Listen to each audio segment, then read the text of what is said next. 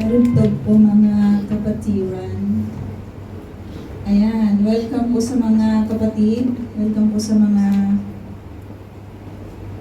kasama po ni Sister Ethel. At tayo po ay magpapatuloy, po mga kapatid, sa atin pong pag-aaral sa libro po ng Matthew. Ayan, sa Matthew chapter 21 hanggang from verse 28 hanggang 32. 32, tama? Basahin po natin mga kapatid. Ang sabi dito, ano ang palagay ninyo rito? May isang taong may dalawang anak na lalaki, lumapit siya sa nakatatanda at sinabi, "Anak, pumunta ka ngayon sa ubasan at magtrabaho ka roon." "Ayoko po," tugon nito. Ngunit nagbago ito ng pasya at nagtrabaho sa ubasan. Lumapit din ang ama sa ikalawa at ganoon din ang kanyang sinabi. At tumugon ito, "Opo, ngunit hindi naman pumunta sa ubasan." Sino sa dalawa ang sumunod sa kalooban ng kanyang ama?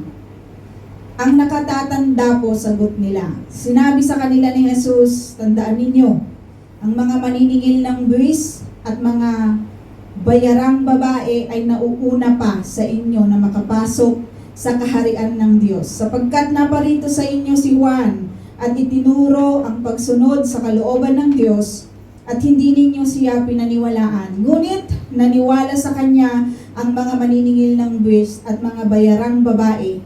Nakita ninyo ito, subalit hindi pa rin kayo nagsisik tumalikod sa inyong mga kasalanan at hindi rin kayo naniwala sa kanya." Let us pray. Heavenly Father, thank you so much, O Lord, for your word tonight. May you bless, Panginoon, ang inyong pong mga salita.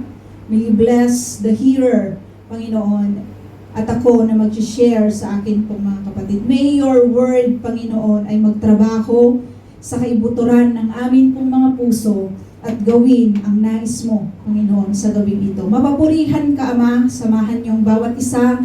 Nawang inyo pong banal na Espiritu ang siyang kumilos, Panginoon, sa kalagitnaan namin ngayong gabi at ikaw lamang ang mapapurihan at may tanghal sa amin pong mga buhay. May you change the heart, each and every one tonight through your words, O God. In Jesus' name, Amen. Tayo po ay magpapatuloy, mga kapatid, sa ating pong pag-aaral sa libro ng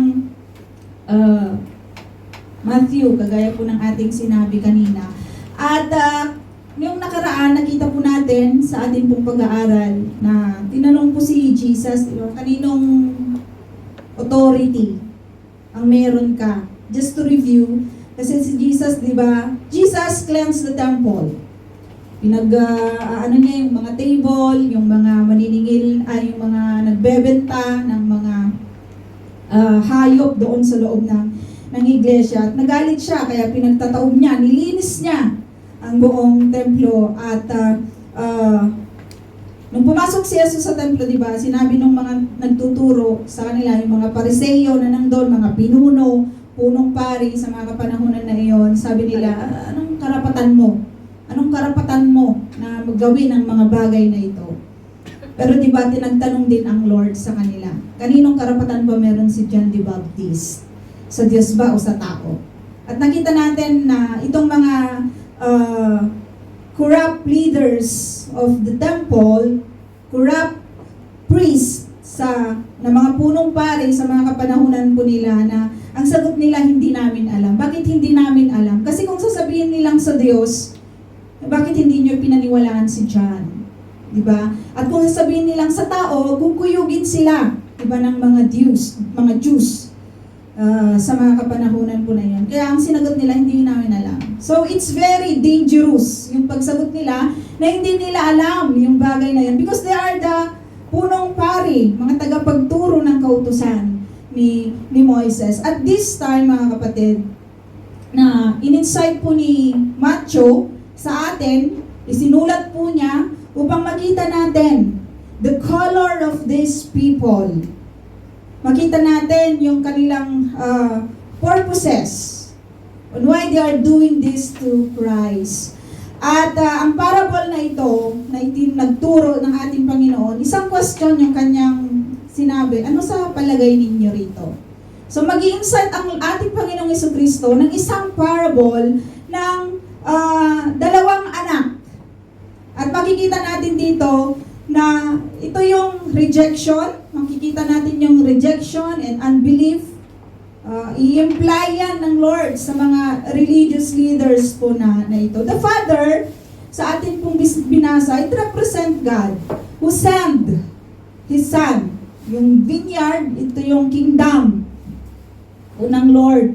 At yung first son, di ba, yung, hindi ayaw ko po, sabi niya, sila yung mga outcast, di ba, sila yung mga tao na, yung the harlots and the tax collectors. At yung second son is yung mga religious leaders sa mga kapanahunan po nila.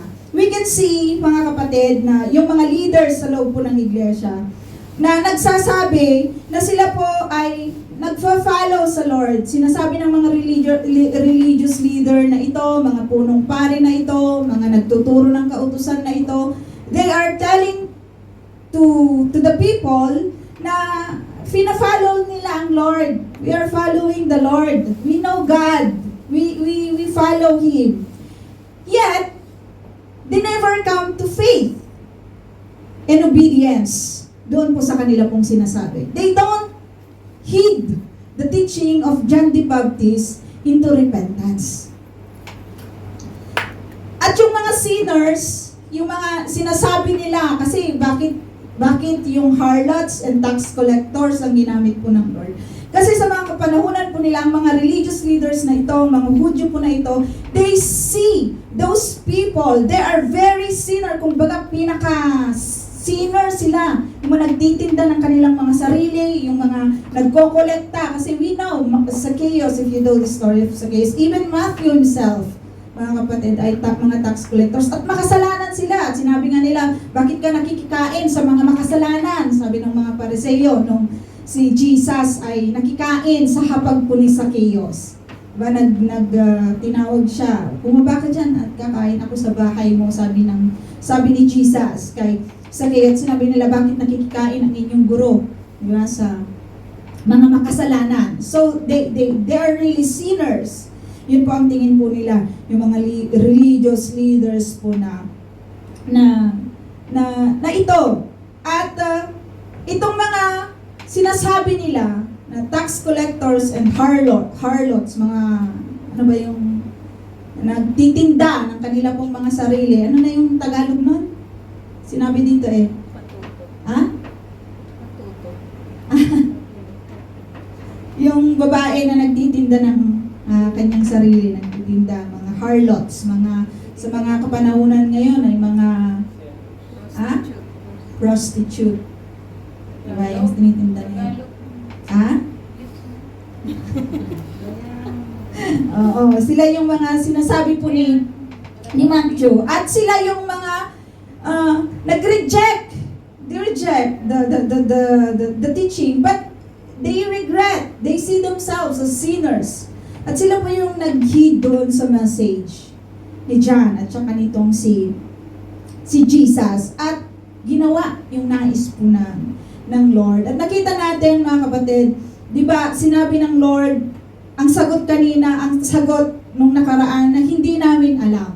So there is a question doon sa credibility ng mga teacher na ito, ng mga nagtuturo ng mga kautusan, mga punong pari, supposed to be they are the shepherd of the flock of God.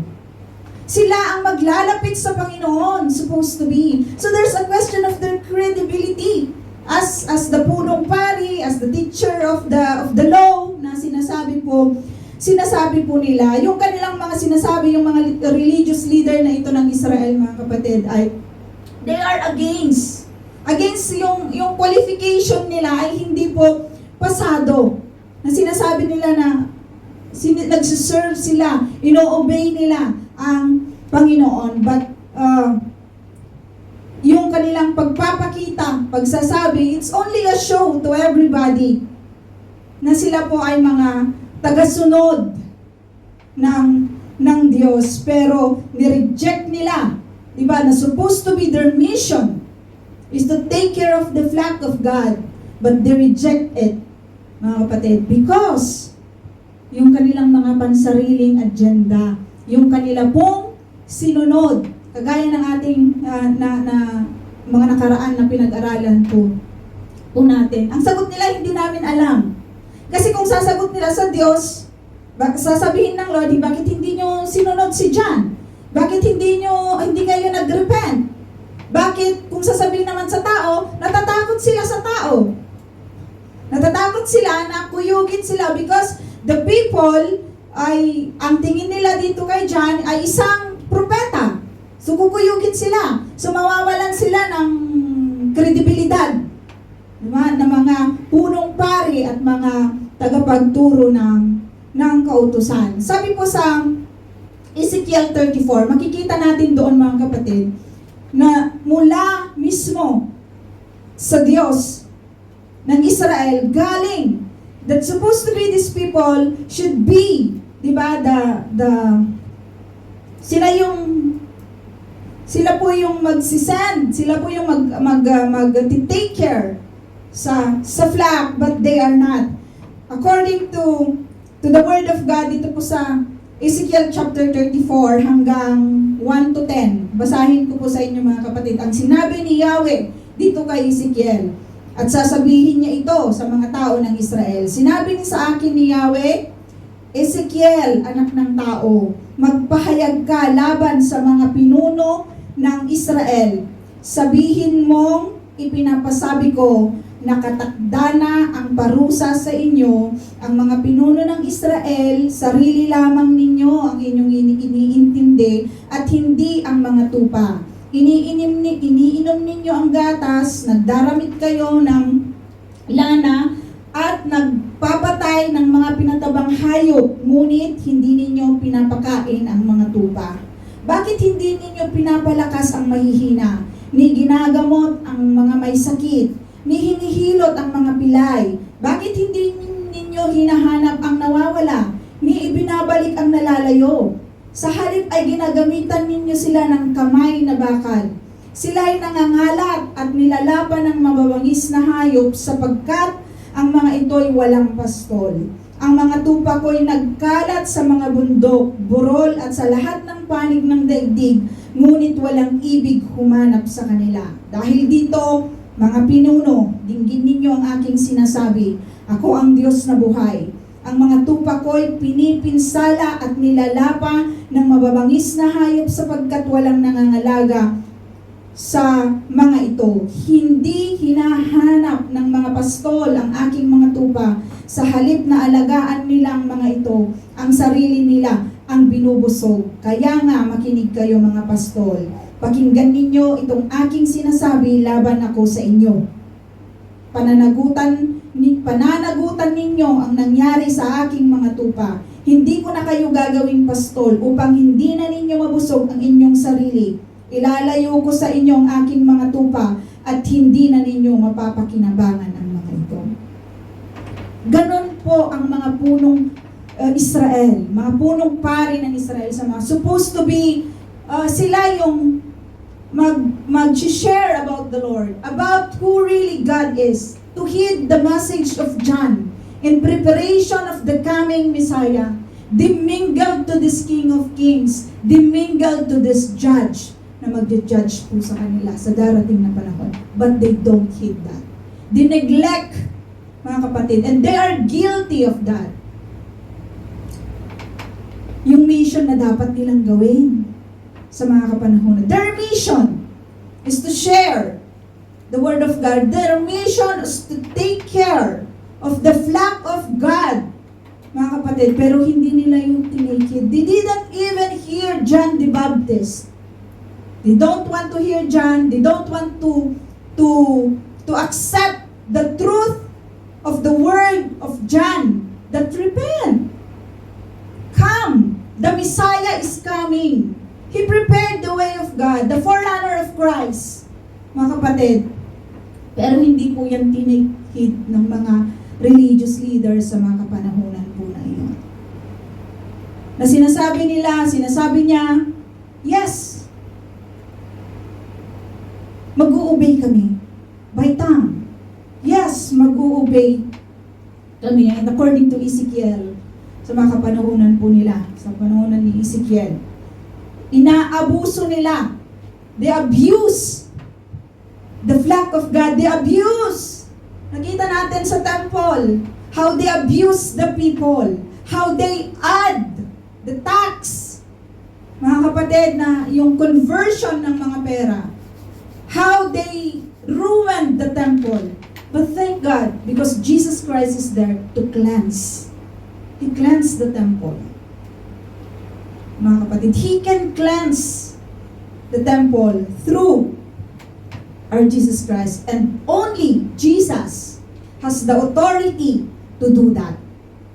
Sa mga kapanahonan po na yun. Even to this time, even in the future, mga kapatid, He can cleanse kung sino man sa atin.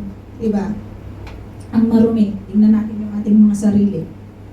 If there's something in there, only God can. I cannot clean that, brother and sister. No one can clean those things sa ating pong mga buhay. Only Christ. Siya lamang ang makakapaglinis, gaya ng paglilinis niya sa templo. At ang mga religious leader na ito, he said, yes, God. Nag-show sila, sinusunod namin. Kami ang mga pagturo ng kautusan. Kami ang mga punong pare. Nagsiserve kami sa temple. And it's only for a show. It's only to show the people. Pero yung kanila pong mga ginagawa, mga kapatid, ay pinakamarumi pa na mas higit sa ginagawa, di ba, ng mga tax collector at harlots na sinasabi nilang marumi. Hindi nila nakikita yung kanilang mga sarili na madumi din sila. At ang parable na ito, mga kapatid, if we go back doon sa Sermon of the Mount, sa Matthew chapter 7, yung conclusion ng Lord doon, sabi niya doon sa Matthew 7 verse 24 to 27, napakaganda kasi nito.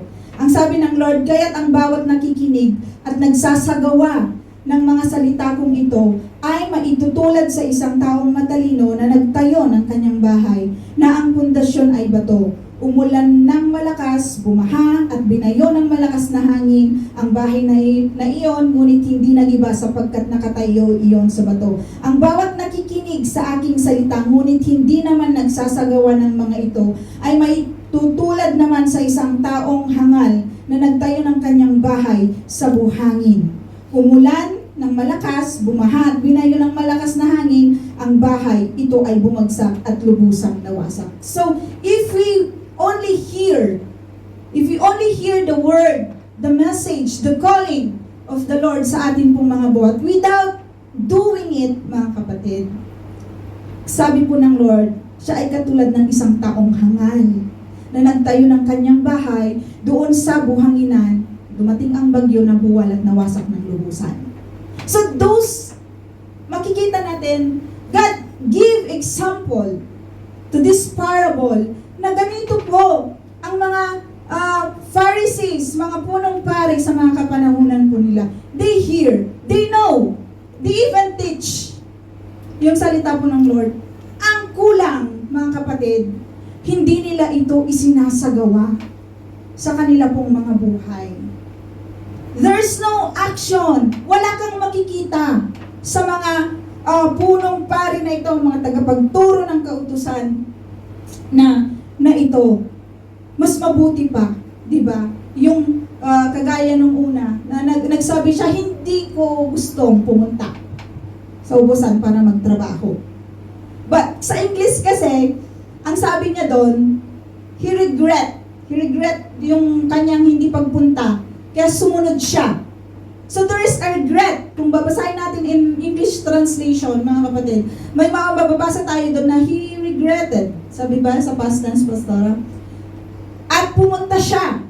So, like those people na kinukumpara nilang pinakamakasalanan sa mga kapanahunan po nila, the harlots and the tax collectors, they hear the word of John the Baptist. They take heed the word of John the Baptist and even the word of Christ, mga kapatid. And they said to themselves, they are sinners. Na kailangan nila ng grace ng Lord. Mga kapatid, yun kasing word lang, word alone is not enough. Yung salita lang natin, nasasabihin natin, I am willing to obey. That's not enough. Mga kapatid, you need to step. It's not fast as you could.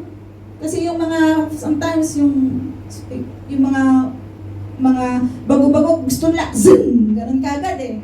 Yung nais po nila. Hindi naman pabilisan ng pagsiserve sa Panginoon, mga kapatid. If you can step by step, liat-liat, sabi sa Hebrew, slowly, slowly, but you are improving and growing and maturing. That matters most. Kasi yung paglakad natin, individual po yan, mga kapatid. It's individual. So words alone, saying, God, I will obey, is not enough. Hindi po enough yun, mga kapatid. Ang mga Parisayong ito, they are claiming na nagsiserve sila sa Lord. They are claiming that they are just. They are claiming that they know God. They really know the Lord. I know the Lord. I know Yahweh. Probably they are saying. Pero sa katotohanan, ang mga leaders po na ito, hindi sila nag-uobey sa Panginoon. Hindi sila nag-uobey sa God na ito. Hindi sila nag-uobey sa God of Israel. Bakit? Hindi nila tinakid yung teaching ni John the Baptist. He didn't come to repentance sa mga kapanahunan po na iyon. And they opposed every time na makikita natin sa ating pong pag-aaral sa book ng Matthew, they always oppose the Lord Jesus Christ. They ask question, akala mo hindi nila alam. Just to take bait, di ba? Hindi nila alam na ang kanilang kaharap ay Diyos ng mga Diyos at Hari ng mga Hari. Hindi nila alam na yung kanilang kaharap ay ang magliligtas sa kanila, yung kanilang hinihintay na Messiah. But they oppose all the time the Lord Jesus Christ. They don't want to hear yung pagtuturo po, yung turo ni John the Baptist and even Christ Himself. Even the Savior na kanilang hinihintay. Kaya nga sabi ng Lord, di ba, pupunta tayo bukas sa Mount of Olives. Tumayo ang Lord, di ba? Tumiyak siya, iniyakan niya ang Jerusalem. Kung alam lang ng Jerusalem, di ba? Kung alam lang ninyo, sabi ng Lord, He really cried for these people sa mga kapanahonan po nila because they have this hard heart. Because they make priorities. Kagaya ng sinabi natin sa Ezekiel chapter 4, binubusog lang nila yung kanilang sarili. Nagkakatay sila ng matatabang tupa. Pero hindi nila tinitignan, hindi nila inaalagaan. Supposed to be they are taking care, those people, ng Panginoon. But they didn't do that. But the tax collectors and the harlots, na tinitignan na napakababa, na napaka-makasalanan, those people take heed and hear and do something. They desperately see themselves as sinners and they desperately need this grace. Mga kapatid, sa mga kapanahunan po na iyon, yung kanilang puso ay bukas sa paglapit at paghingi ng tawad sa Panginoon. They see themselves as a sinners. They see themselves that we need this Christ. We need this God who can save us. At na-receive po nila yung bagay na yun. Patunay si Matthew. Patunay, baka sabihin natin, baka sabihin niyo mga kapatid, nag-invento ako. Patunay si Zacchaeus. It's recorded. Mary Magdalene Magdalene. Maraming mga patunay. Those tax collectors, harlots, ay binuksan ang kanila pong mga puso. Mga kapatid, they take heed to the word of God. And they come to repentance. They see themselves as sinners. At lumapit po sila, tinanggap nila, and do the Father's will. Kagaya nung nabasa natin kanina, na nagsabing hindi, na-reject niyan pag-send ng kanyang ama sa vineyard. Pero nag-regret. There is regret. Yun ang magandang word dun eh. Regret. Nakita niya na mali pala. Nakita niya yung kanyang sarili. At sumunod siya. Yun yung mga sinasabi sa mga pananaw. Napakahirap, mga kapatid, na hindi ito nakita. Di ba? Kaawa-awa, kaya nga umiyak ang Lord, di ba, doon sa Mount of Olives, kasi kaawa-awa yung mga taong ito na nagsasabi they know God. They believe in God by mouth. But by doing it, that's showing that they know God, hindi mo makikita. Kasi sinusustain nila yung kanilang mga sarili. Sa mga kapanahunan po na, yung kanilang sarili ang kanila pong sinusunod. Hindi po nila sinusunod yung will ng Lord. Sila ay mga kurap. Sila ay mga sinungaling. Sabi pa nga ni John the Baptist, vipers. Sabihin din natin mga leech because they are sucking the people. Pinapahirapan nila. Di ba? Yung mga tao. At makikita natin sa parable na ito, mga kapatid, na anyone, sa kwento po na ito, sa parable na isinare po ng ating Panginoong Jesucristo, mga kapatid, anyone can come to Jesus. Anyone can come to the Father through repentance and faith. You and me can come to God through the Lord Jesus Christ. Kasi sabi sa Scripture, there's no other way, only Jesus Christ. Makikita din natin na yung if we receive tayo ng mga mananampalataya, marami sa mga kapanuhunan ito, they make promises to this God. But that's it. Hindi kasi enough yun, mga kapatid. Hindi enough yung sasabihin natin, you promise to God that you give your life, you promise to do things na para sa Panginoon by words. Hindi yun enough. Hindi rin enough yung sabihin natin, I believe in God. Alam mo yung Apostles' Creed na kapag-usapan namin, napakaganda nun. Hindi enough yun na i-memorize mo lang, kapatid. I believe in God, na yung creator ng heaven and earth. I believe na siya ay nag-birth into virgin, di ba? Conceived by the Holy Spirit. Kung i-search niyo yun, mga kapatid, napakaganda nung sinasabi nung Apostles' Creed. But that's not enough. That you know that and you memorize that. Ang nagmamatter kasi, what counts is your actual devotion sa Panginoon. Do you love God? Do you worship Him? How? Do you lovingly serve your brethren? How? Hindi sapat yung sasabihin mo, kapatid, mahal na mahal kita. Sabihin mo sa Lord, Lord, magsiserve ako sa iyo.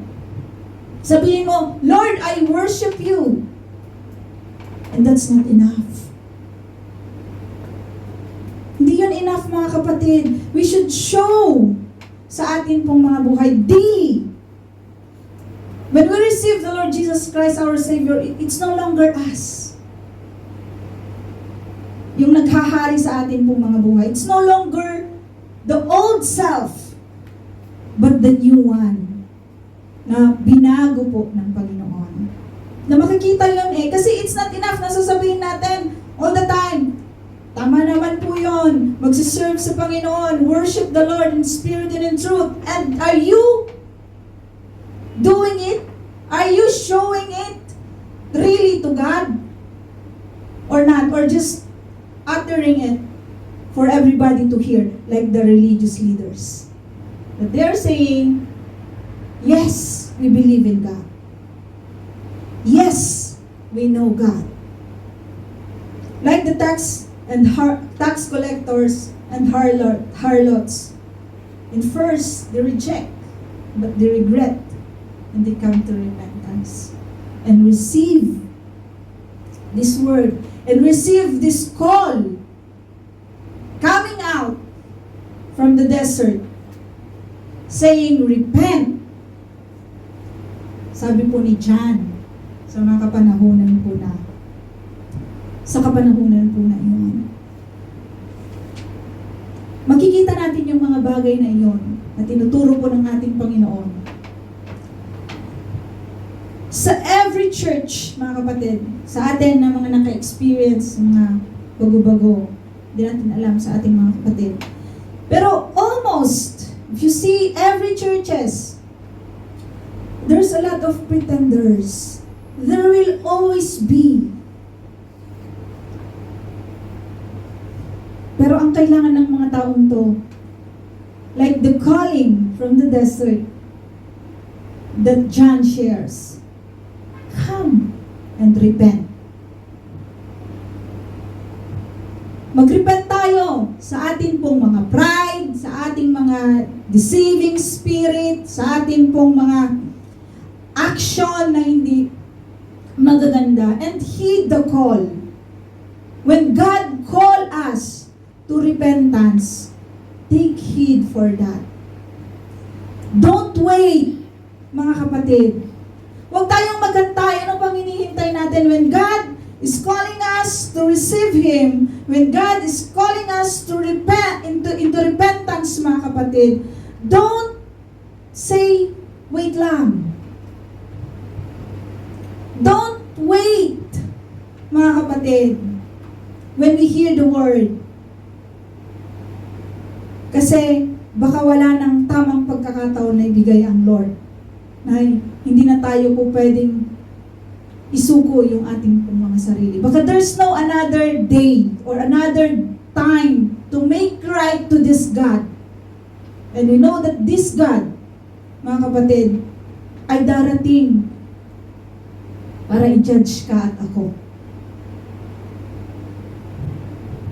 Malapit na ang Lord, mga kapatid. At huwag nating sayangin yung mga pagkakataon that if God is calling us into repentance, go to the altar, kneel to God, repent to God, mga kapatid. If God is calling us to believe on Him, run, take heed to this God, run to Him, and take heed for the word, mga kapatid, and believe in the Lord Jesus Christ. Because no one can save rather than Christ, mga kapatid. Hindi tayo kayang i-save ng ating mga iniipon, ng ating mga pinagpapaguran, ng ating mga anak, ng ating mga pamilya, ng inyong mga amo natin. They cannot save you. Only Christ. So if we hear the word of God, take heed on that, mga kapatid. Kasi, baka wala ng bukas. If any one of us ay piliin na magbingi-bingihan sa calling ng Lord, mga kapatid, baka wala na. Baka later na sinasabi mo, later na lang. I'm not yet ready. Baka yung later na yon, never nang makita mo. Baka yung procrastination ba yun? Yung pag-delay? Yung pag-delay natin. Pag-delay natin na paglapit sa Panginoon at paghingi ng tawad. Bukas na lang. O kaya next time na lang. I'm not yet ready. I'm not yet ready to to nabitawan yung aking kayamanan. I'm not yet ready to bitawan si Aba, si Ima, si Lolo, si Lola.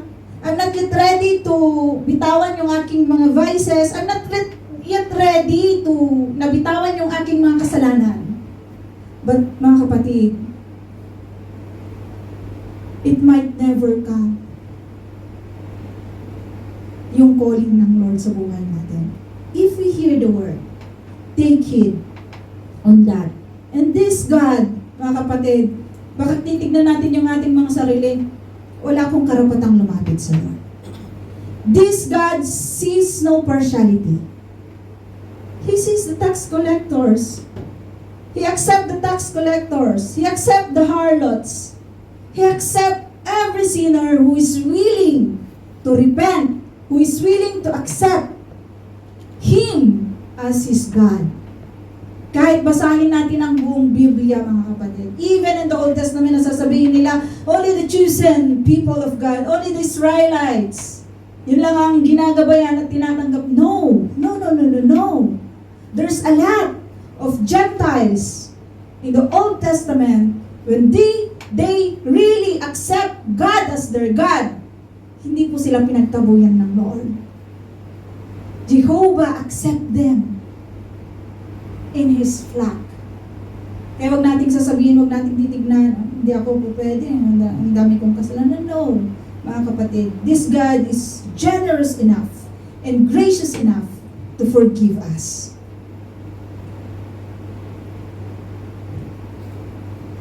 At makikita natin, mga kapatid, that repentance is in faith and believing, mga kapatid, ay mas importante kaysa yung outward na sinasabi natin na religious. Di ba maraming mga kagaya ng mga religious na ito, religious kami.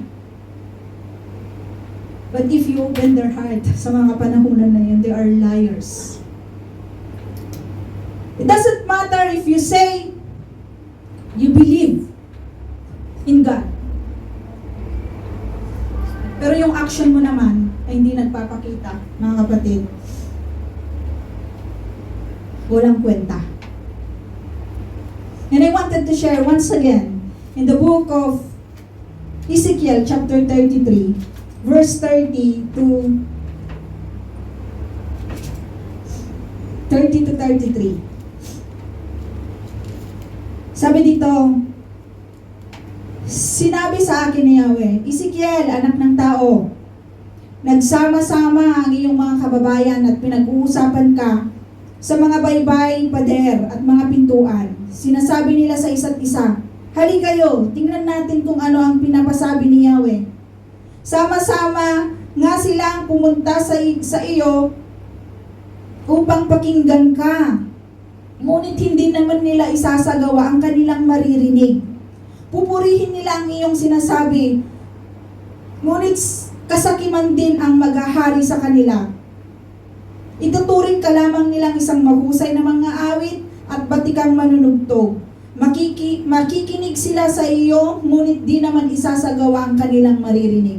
Kapag nangyari na ang sinasabi mo sapagkat tiyak na mangyayari, malalaman nilang may isang propeta ngang nagsabi nito sa kanila. Mga kapatid, maraming mga taong ganito. They are ready to listen. Pero hindi nila isinasagawa. Sabi ng Diyos, tiyak ngang mangyayari kapag nangyari yung mga sinasabi mo at tiyak ngang mangyayari. Kasi walang salita ng word, especially mga kapatid, regarding the future of every people, regarding the future of this world, mangyayari ang mga bagay na yun. And that state in the book of Revelation. Mangyayari pang mga bagay na yun. At baka sabihin natin, it's too late. Baka sabihin na natin, it's too late na. Kasi malalaman nilang may isang propeta ngang nagsabi nito sa kanila. Mga kapatid, marami ang nagsasabi sa atin. Yung salita ng Lord, especially when you come to the true church, mga kapatid, hindi to hinahide ng Lord. Kasi alam ng Lord, ang bawat pangangailangan ng bawat isa sa atin. If we need salvation, God knows that. If we need repentance, God knows that. If we need faith, God knows that. If we need love, God knows that, mga kapatid. At hindi nagkukulang ang Diyos sa kanyang paalala, sa kanyang mga salita. At ang Diyos lamang, only Christ can change. Wala na pong iba. At ang tunay na conversion po ng isang tao, mga kapatid, ini-involve nito ang pagre-repent. Ini-involve nito yung pagre-repent natin sa ating mga kasalanan. In turning to God in faith sa pamamagitan po ng ating Panginoong Jesucristo. In other words, mga kapatid, it doesn't matter na sabihin nating religyoso tayo. That doesn't matter. Kung hindi naman tayo nagre-repent at hindi rin naman tayo naniniwala sa Panginoong Jesucristo, we will not enter in the kingdom of God. That's clear in the Word of God. And it doesn't matter how sinful you are. Kung magre-repent naman tayo, kung magsisisi naman tayo at maniniwala sa ating Panginoong Jesucristo, surely, and we will do the will of the Father, surely, mga kapatid, we will enter in the kingdom of God. What you say and what you do matters. Huwag nating sasabihin, it doesn't matter what I say. Basta yung ginagawa ko, that matters. No. What matters to God, what you say. You believe. What matters, you do. You do what you believe. Kasi hindi na tayo, pag tinanggap natin ang Panginoon, hindi na tayo nangunguna, kundi ang ating Panginoong Jesucristo. Siya na yung naghahari, so siya na yung nasusunod. Hindi yung ating mga sarili. But sometimes, di ba, maraming mga pagkakataon, and we are all guilty. Dahil minsan, yung ating sarili, yung ating pong sinusunod. Hindi yung ating tinanggap, yung nasusunod sa ating pong mga buhay. At kung naniniwala tayo sa Panginoong Jesucristo, mga kapatid, if we believe in God, you will do what He tells you to do. If He tells you to repent, repent. If He tells you to accept Him tonight, accept Him. If He tells you to believe in Him, believe in Him. And put your faith to this God. Put your faith to this Lord. Walang iba kundi ang ating Panginoong Jesucristo. I will end, mga kapatid, ang preaching na ito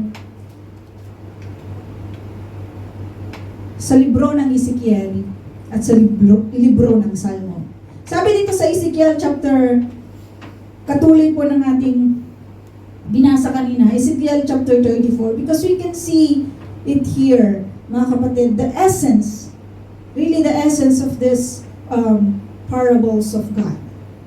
Nakita natin yung una kanina sa Ezekiel 34 verses 1 to 10. Pagpapatuloy lang natin, mga kapatid. Ito ang pinapasabi ng Panginoong Yahweh.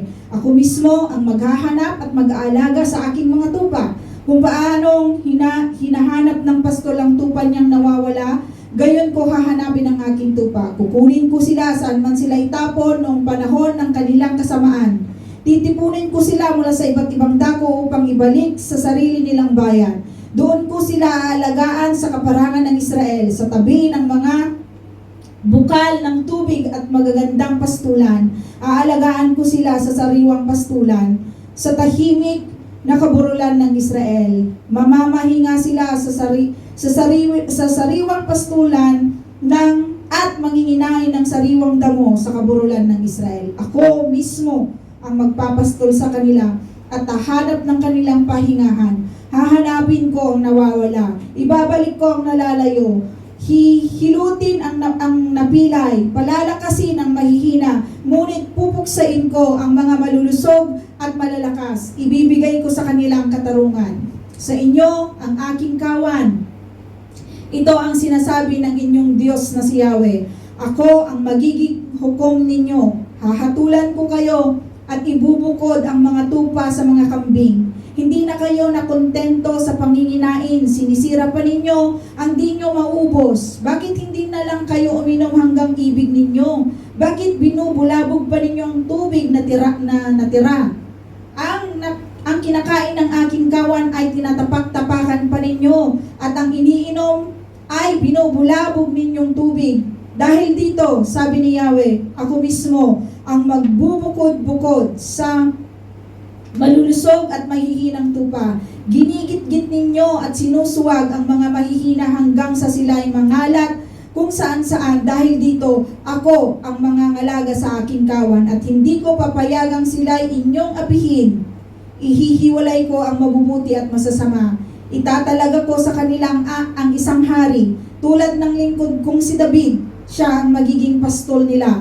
Akong si Yahweh ang magiging Diyos nila, at ang mamamahala sa kanila ay isang haring tulad ng lingkod kong si David. Akong si Yahweh ang may sabi nito. Gagawa ako ng tipan upang mabuhay sila ng mapayapa. Paaalisin ko sa lupain ang mababangis na hayop upang ang mga tupa ko'y magkaroon ng kapanatagan, maging sa kaparangan o sa kagubatan man. Pagpapalain ko sila at ang lupain ng palibot ng burol na itinalaga nila sa akin, at pauulanin ko sa kapanahunan. Sila ay pauulanan ko ng pagpapala. Mamumunga ang mga punong kahoy sa kabukiran. Magaan sila ng sagana sa lahat ng kanilang lupain, at sila ay mamumuhay doon ng panatag. At kung mapalaya ko na sila mula sa umaalipin sa kanila, makikilala nilang ako si Yahweh. Hindi na sila lolooban ng ibang bansa, ni dadaluhungin ng mababangis na hayop. Mamumuhay na sila ng matiwasay at payapa. Pag-aalihin ko sila ng sagana mula sa kanilang matabang lupain, para hindi sila dumanas ng gutom ni kutyain ng ibang bansa. Malalaman ng lahat na ako ang nag-iingat sa Israel na aking bayan. Ako si Yahweh ang nagsabi nito. Kayo ang aking mga tupa sa aking pastulan. Ako ang inyong Diyos. It's very clear, mga kapatid, that there's no other shepherd rather than God. Sabi dito sa Psalms, like David, he sang this song. Psalms 23, the Lord is my shepherd, I shall not want. He makes me lie down in the green pastures. He leads me beside the still waters. He restores my soul. He leads me in the path of righteousness for His name's sake. Yea, though I walk through the valley of the shadow of death, I will fear no evil, for you are with me. Your rod and your staff, they comfort me. You prepare a table before me in the presence of my enemies. You anoint my head with oil. My cup runs over. Surely goodness and mercy shall follow me all the days of my life, and I will dwell in the house of the Lord forever. Mga kapatid, if we want to enjoy this privilege, like we read sa chapter 34, mga kapatid, verses 11 to 30, and we want to sing this song like David sang, mga kapatid, if we want to experience this privilege, mga kapatid, sa ating pong mga buhay, the Word of God says something in Psalms 51. Have mercy upon me, O God, according to your loving kindness, according to the multitude of your tender mercies. Blot out my transgressions. Wash me thoroughly from my iniquity, and cleanse me from my sin. For I acknowledge my transgressions, and my sin is always before me.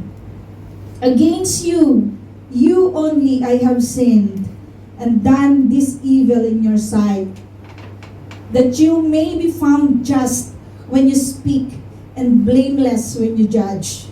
Behold, I was brought forth in iniquity, and in sin my mother conceived me. Behold, you desire truth in the inward parts, and the hidden part you will make me to know the wisdom. Purge me with hyssop, and I shall be clean. Wash me, and I shall be whiter than the snow. Make me hear joy and gladness, that the bones you have broken may rejoice. Hide your face from my sin, and blot out all my iniquities. Create in me a clean heart, O God, and renew a steadfast spirit within me. Do not cast me away from your presence, and do not take your Holy Spirit from me. Restore to me the joy of your salvation, and uphold me by your generous spirit. Then I will teach transgressors your ways, and sinners shall be converted to you. Deliver me from the guilt of bloodshed, O God, the God of my salvation, and my tongue shall sing aloud of your righteousness. O Lord, open my lips, and my mouth shall show forth your praise, for you do not desire sacrifice, or else I would give it. You do not delight in burnt offering. The sacrifices of God are a broken spirit, a broken and contrite heart. This, O God, you will not despise. Heavenly Father, we thank you so much for your word. Thank you, Lord, that you remind us, Panginoon, sa mga bagay, O Lord, na nais mo sa amin pong mga buhay. Lord, David sang this song. You said that this man ay malapit sa inyong puso, Panginoon. He really sing the song, you are his shepherd, but in his ways, Panginoon, marami po siyang naging kasalanan. He sang this song, Panginoon, that you don't delight sacrifices, but you delight, Panginoon, a broken spirit and contrite heart, you will not despise. Lord, ano man po yung mga bagay, Panginoon, na nakakapagpigil po sa amin to step out in our growth, in our Christian life. Lord, we lay it down to you, O God, that you may help each and every one, Panginoon, na hindi lang po sila maging katulad, hindi po kami maging katulad, Panginoon, ng mga religious leaders, Panginoon, sa mga kapanahunan po ninyo. That they all, like, nagsasabi na, naniniwala po sila sa inyo, pero hindi po sila gumagawa, Panginoon, ng para po sa inyo. Lord, inililay down namin ang amin pong mga buhay. Ano man po yung nakikita po ninyo, O Lord, ano man po yung mga bagay, Panginoon, na nakakapagpigil sa bawat isa po sa amin, Panginoon, sa aming paglago, Panginoon. Dalangin po namin, O God, na tulungan niyo kami na ma-overcome ang mga bagay po na ito. Lead us, Panginoon, into repentance. May your word, Panginoon, ay mag-humble sa amin pong mga puso, Panginoon, at lumapit po sa inyo, O God, at humingi ng tawad sa amin pong mga kasalanan. May your word, Panginoon, ang magbukas sa amin pong mga isip, sa aming mga puso, sa aming mga tenga, in order for us, O Lord, na tanggapin ka sa amin pong mga buhay. Lord, kayo po yung nakakakita ng bawat pinagdadaanan ng bawat isa.